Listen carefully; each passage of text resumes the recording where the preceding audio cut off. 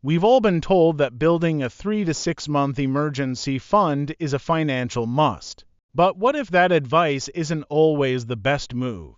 While cash reserves provide security, keeping too much money in savings can cost you wealth. Inflation erodes its value, and instead of earning 7 to 10% in the stock market, cash sitting in a low-interest savings account barely grows.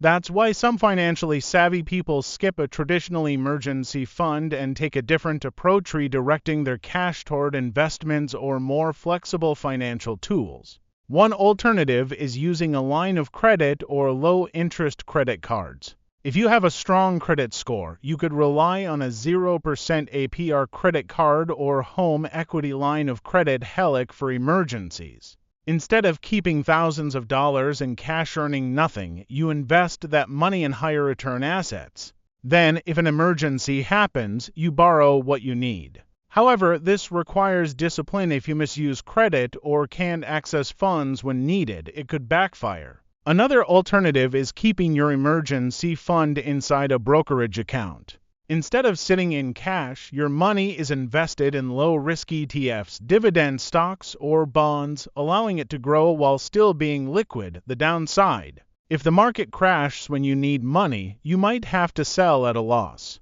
Some reduce this risk by using short-term bonds or money market funds, which offer better returns than a savings account while keeping funds accessible. For those who prioritize liquidity, cash value life insurance is another option. Whole life or indexed universal life IUL policies let you build cash reserves that can be borrowed against.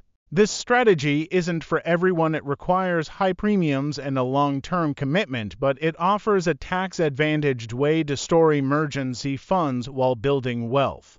So, should you skip an emergency fund? It depends on your risk tolerance, financial discipline, and access to liquidity. If you have stable income, strong financial habits, and credit access, investing your emergency fund could grow wealth faster. But if losing cash access would put you at risk, a traditional emergency fund is safer. Bottom line: financial rules aren't one size fits all. Sometimes breaking them can put you ahead.